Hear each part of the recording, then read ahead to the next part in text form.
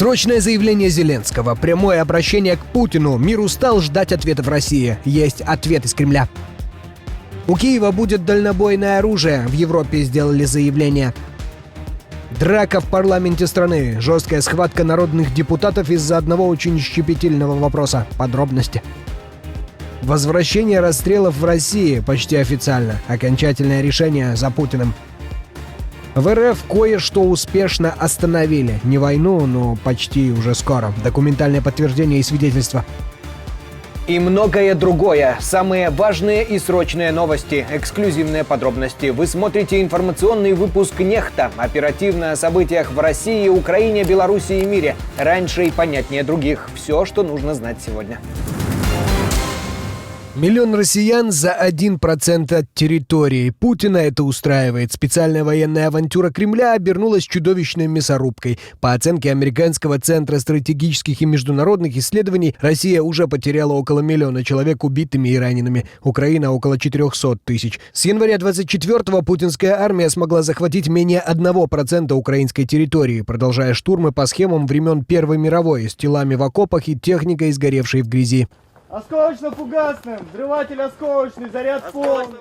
Сейчас под оккупацией находится около 20% украинской земли. Это одна из самых медленных наступательных кампаний в истории современных войн, говорит Сет Джонс из CSIS. 1 миллион потерь, пара деревень и 0 стратегического смысла, а счет продолжается. Новые подробности недавней акции «Паутина». СБУ опубликовала очередную порцию видео. В ходе операции украинские дроны атаковали российские военные авиабазы «Оленья» в Мурманской области, «Белая» в Иркутской, а также Иваново-Северный в Ивановской области и Дягилево в Рязанской области.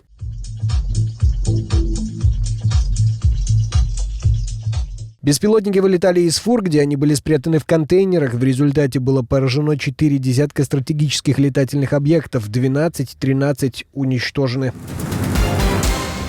Украинская разведка вскрыла мозги стратегической авиации России. ГУР Минобороны Украины взломал закрытые сети конструкторского бюро «Туполев», главного производителя российских ракетоносцев, сообщает РБК Украина и «Украинская правда» со ссылкой на источники в ведомстве. На руках оказались почти 4,5 гигабайта секретных данных, служебные переписки, закупки, протоколы совещаний, персоналка инженеров и даже полное досье на тех, кто обслуживает стратегическую авиацию РФ. На сайте Туполева хакеры из ГУР оставили символическое послание – сову с бомбардировщиком в когтях.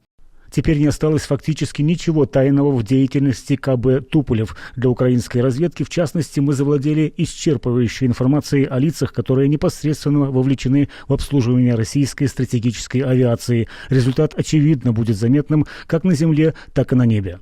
Будет ли будущая операция ГУР похожа на недавнюю акцию «Паутина» от их коллег из СБУ? Что думаете?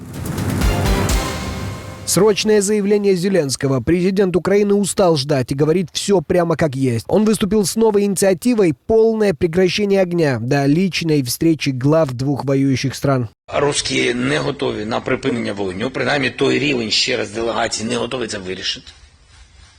І вони вважають, що це питання лідерів. Вони самі про це нам сказали.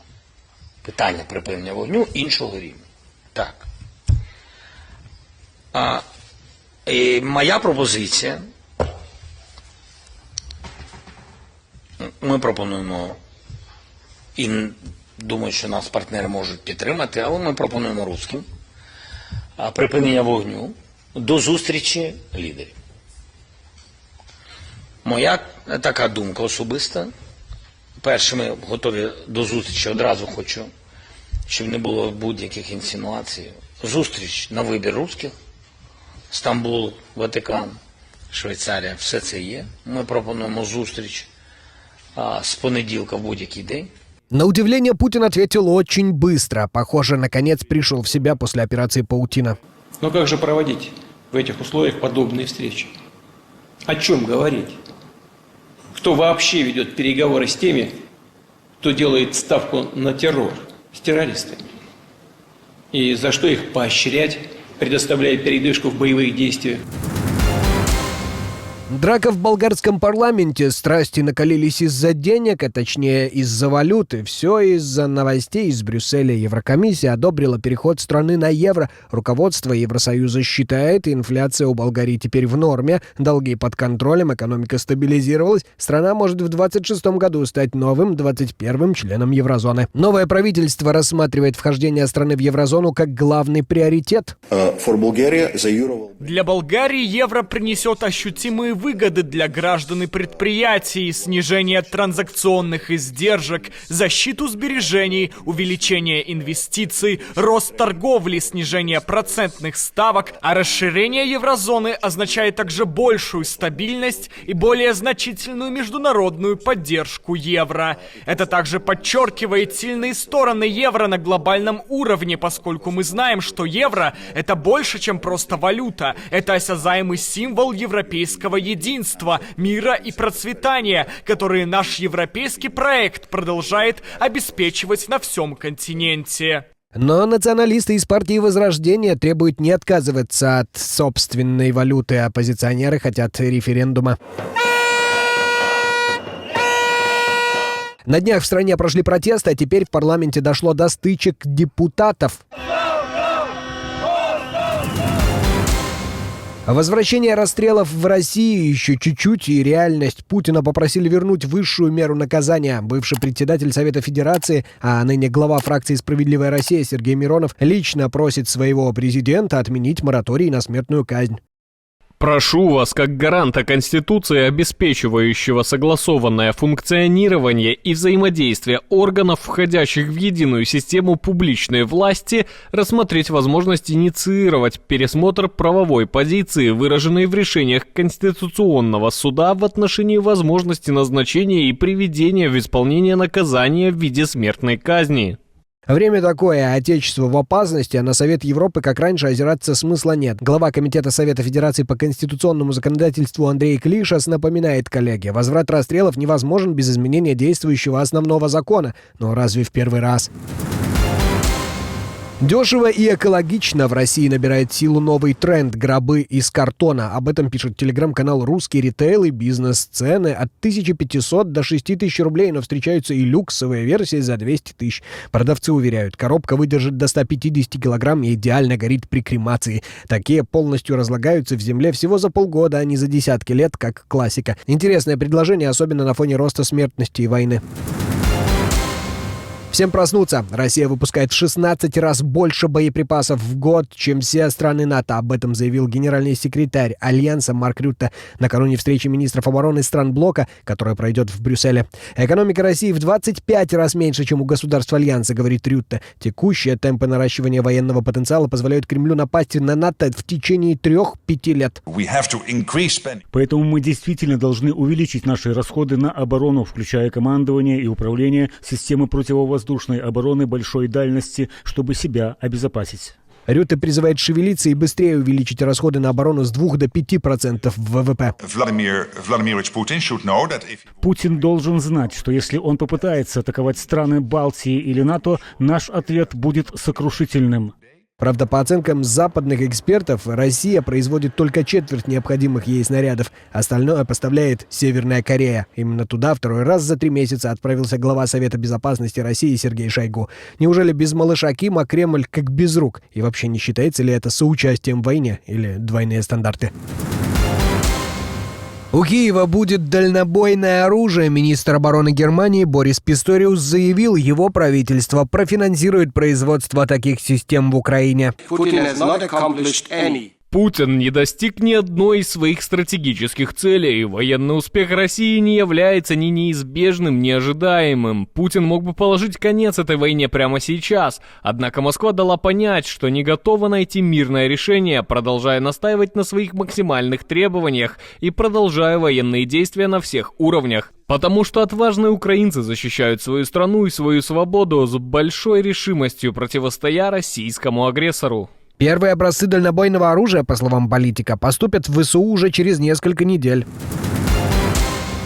США отказываются прикрывать европейских миротворцев в Украине. Европа остается без крыши. Штаты отказались предоставить воздушное прикрытие для европейских миротворческих сил, пишет Bloomberg со ссылкой на неназванные источники. Великобритания и Франция уже имели планы размещения своих контингентов в Украине после возможного достижения перемирия. Но Дональд Трамп дал понять, никакой ПВО, разведки и гарантий безопасности от Вашингтона не будет. Планы Лондона и Парижа по созданию коалиции желающих теперь под вопросом. Без американской поддержки европейские силы рискуют остаться беззащитными перед возможными атаками России. Некоторые европейские чиновники все еще надеются, что США все же вмешаются в случае нападения на их войска, но письменных гарантий от Трампа ждать, судя по всему, не придется. Успешно остановили, только не войну, а зарплаты. В то время как Путин продолжает войну, реальный рост доходов россиян остановился. Росстат с натяжкой посчитал. Плюс 0,1% за год. А ведь планировали плюс 3%. Номинально зарплаты выросли до почти 98 тысяч рублей, но инфляция их тут же съела. И это по официальным данным. А теперь вопрос на засыпку. Если Центробанк держит ставку на уровне 21%, то какая на самом деле инфляция? И о каком росте может идти речь? Пока в Кремле рисует победа, экономика рисует жесткие минусы. Вцепиться во власть и не уступать свое кресло до смерти. Так поступают многие знакомые нам пересиденты, но есть исключения. Гвюдни Тарласиус Йохаунесен. Он занимал пост президента Исландии с 2016 по 2024 год, а теперь работает гидом в национальном парке Тингвеллер. Утром на рассвете мы открываем парк, затем день проходит за работой в помещении на стойке обслуживания, где мы отвечаем на вопросы и проводим экскурсии для посетителей. Но приходится бывшему главе государства заниматься и самыми прозаичными вещами, и убирать не только мусор. Туалеты не чистятся сами. Вы чистите туалеты. Да, это нужно делать вечером. Но это не основная временная работа бывшего главы государства. Йохаунесен устроился на работу в национальный парк в мае этого года. В основное время экс-президент продолжает работать историком, занимая должность младшего профессора в университете Исландии. Если бы все историки-президенты поступали как Йохаунесен... Это я как историк вам могу сказать. Хочется произнести сакраментальное. И что, хотите как в Исландии? Отдельное спасибо, что смотрите, досматриваете до конца, и спасибо за доверие. Жду ваших развернутых комментариев, лайков и репостов. Это важно для того, чтобы нас становилось больше. Прекрасного вам и продуктивного дня. На этом пока все. До новых встреч и хороших вам новостей.